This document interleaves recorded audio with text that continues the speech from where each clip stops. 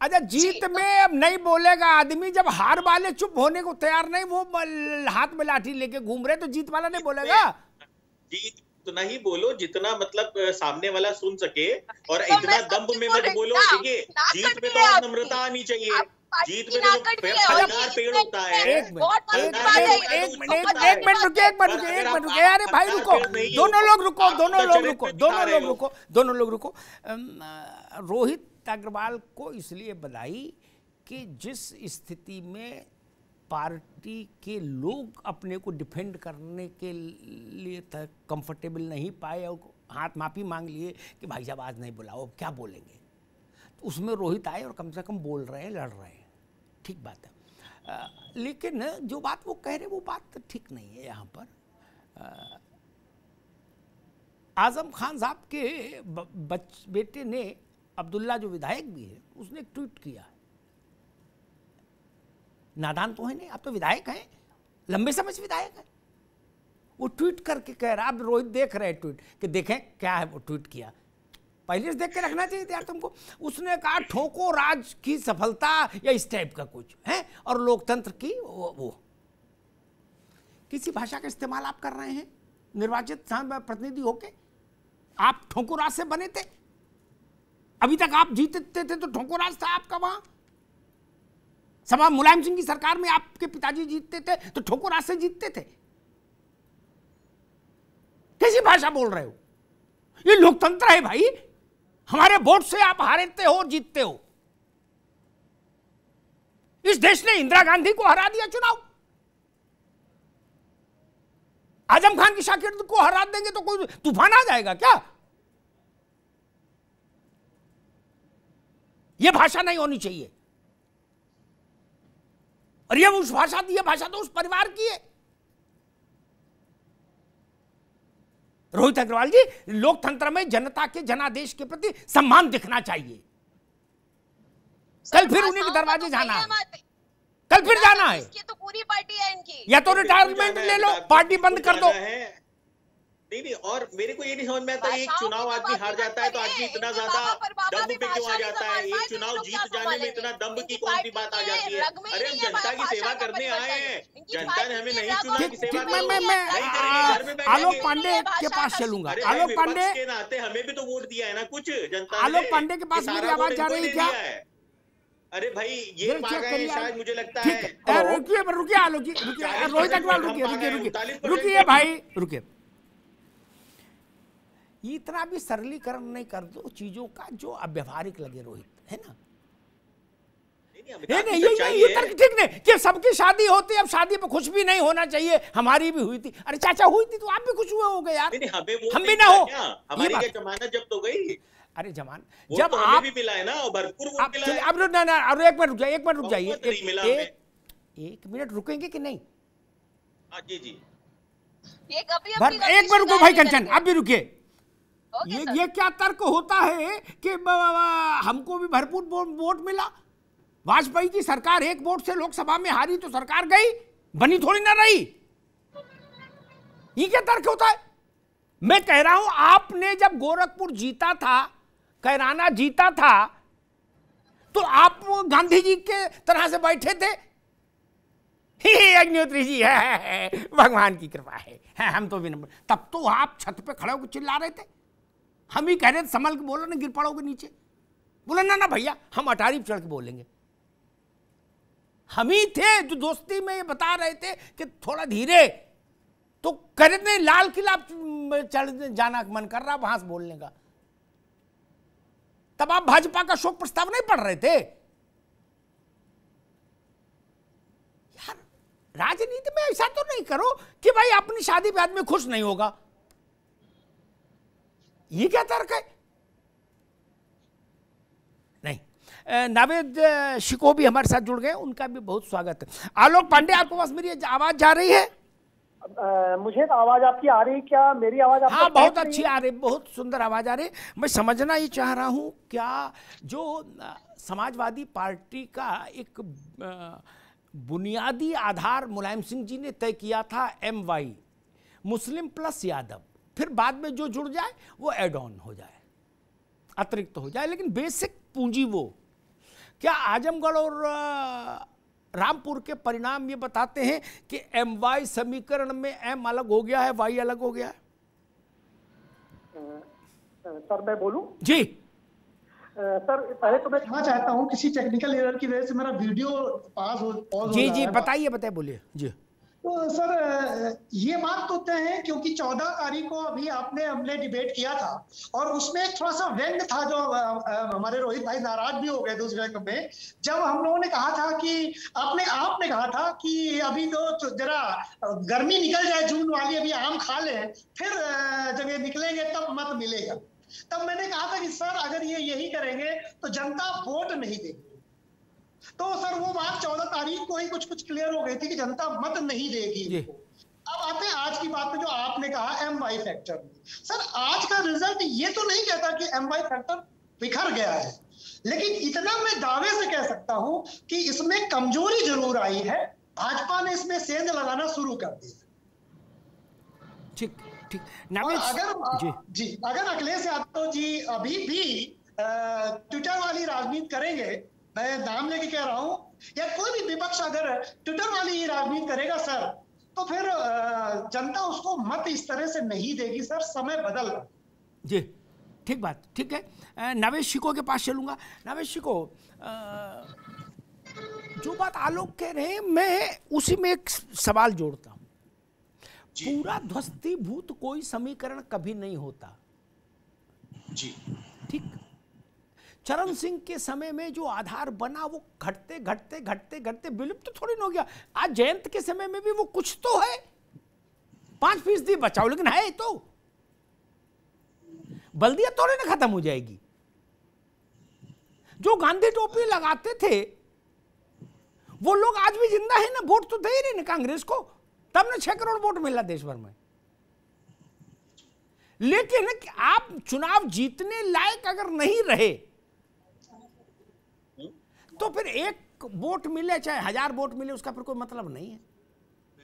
नावेशी को क्या उतना विखराव, उतनी शिथिलता, उतना अलगाव हो गया है M और Y में?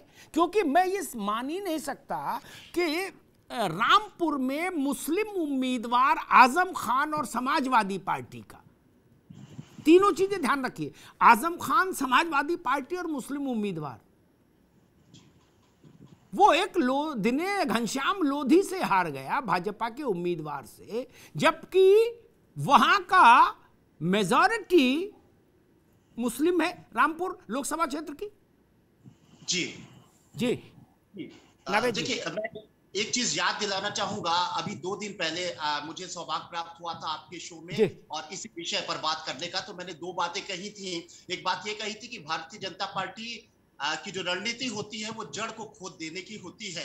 अगर 2-4 पत्ते बच गए हैं, टहनियां बच गई हैं, तो उसकी कोशिश ये रहती है कि जड़ी खोद दो तो बचा हुई जितनी पत्तियां हैं वो सब झड़ जाएंगी। मैंने अमेठी की मिसाल दी थी। कांग्रेस को कमजोर करने का एक लंबा सिलसिला दशकों तक बड़े धैर्य और संयम और परिश्रम के साथ में भारतीय जनता पार्टी ने, उसके बाद में राहुल गांधी को उत्तर प्रदेश से हटा देने का, अमेठी से हरा देने की जो उसने मेहनत की थी, स्मृति ईरानी एक बार हारी, दोबारा फिर जीत गई और 5 साल तक वो मेहनत करती रही। देखिए, एक चीज को मानना पड़ेगा कि भारतीय जनता पार्टी की रणनीति बहुत खतरनाक होती है और आज यही वजह है कि आज ये नजर आने लगा है कि कम से कम उत्तर प्रदेश में कोई है ही नहीं सामने। क्यों? कहने की मतलब चाटुकारिता नहीं है, कहने का मतलब सत्ता से डरना नहीं है, कहने का मतलब सिर्फ यह है कि दुनिया जानती है समाजवादी पार्टी के 2 मजबूत गढ़, 2 किले, 2 दरवाजे, जब दरवाजे टूट जाते हैं तो घर नहीं रहता है। आजमगढ़ सबसे बड़ा यादव का गढ़, समाजवादी गढ़, मुलायम परिवार का गढ़, रामपुर मुसलमानों का किला, आजम खान का सबसे मजबूत किला, वो अगर खत्म हो गया तो अब समाजवादी पार्टी लोकसभा में क्या लड़ेगी यह अंदाजा लगाइए। जड़ें खोद दी गई हैं, बुलडोजर ने खोदा और किला तोड़ दिया, और किला तोड़ने के बाद जड़ें निकालने के फिर से पत्तियां हरी ना हो जाएं। और इस मेहनत का ये नतीजा है भारतीय जनता पार्टी की रणनीति का। दूसरी चीज ये कि समाजवादी पार्टी की काहिरी का आपने सवाल उठाया था, आपकी डिबेट का विषय ये था कि अखिलेश यादव तो अपने गढ़ में नहीं जा रहे हैं प्रचार के लिए। मैंने जवाब दिया था, मैंने कहा था 2 ही वजह हो सकती है, या तो ओवर कॉन्फिडेंस में है या फिर उनको लग रहा है कि हम चुनाव हार रहे हैं। जैसे राहुल को लग रहा था वो दूसरी जगह चुनाव लड़ने लगे थे। तीसरी वजह तो कोई हो ही नहीं सकती है, अपना घर बचाने के लिए वो घर से नहीं निकले। दूसरी बात, आजम खान साहब जेल से निकले, लोगों को लगा शायद कुछ सॉफ्ट हो गए हो, शायद कुछ कड़वा बोलना उन्होंने बंद कर दिया। उन्होंने जानते हैं क्या कहा, एक जनसभा में कहा, आप इस शो में वो शब्द सुनना गवारा नहीं होगा, आपको लगे शायद कि मैंने ये शब्द को इस्तेमाल किया आपके शो में, किन्नर कहा जाता है आमतौर से, थर्ड जेंडर कहा जाता है। उन्होंने आजमगढ़ के सॉरी रामपुर के वोटर्स को हिजड़ा कह दिया। उन्होंने कहा पिछले चुनाव में भाजपा को जितने वोट मिले थे इतने तो यहाँ हिजड़े हैं या हिजड़े भी नहीं है। ये कौन से शब्द है भाई, ये कौन से शब्द है? आपकी कड़वाहट अगर जहर बन जाए तो आप जहर पी जाओगे क्या? अरे आपने हिजड़ा कह दिया था वहां पर। दूसरी बात है, मुसलमान का मोह भंग धीरे धीरे समाजवादी पार्टी से होता जा रहा है। ये नतीजा जो आपने कहा ना कि वहां कैसे हार गए, मुसलमान भी अब बड़ा निराश हो गया है। आजम खान की कड़वाहट बर्दाश्त, और देखिए जेल के अंदर है कि वो जीत गए और जेल के बाहर आने के बाद वो हार गए। अखिलेश यादव निकले नहीं, भारतीय जनता पार्टी निरंतर मेहनत करती रही और उसने जड़ों को काट के खत्म कर दिया समाजवादी पार्टी को, ये साबित कर दिया। मैं ये नहीं कह रहा हूं कि कोई राजनीतिक दल खत्म हो गया, लेकिन आज समाजवादी पार्टी और उसका गठबंधन और रालोद एक मजबूत पार्टी की तरह विधानसभा चुनाव में लड़े वो, और शिद्दत से लड़े, और उन्होंने टक्कर दी और उन्होंने सीटें हासिल की और वोट प्रतिशत बढ़ाया, खूब बढ़ाया।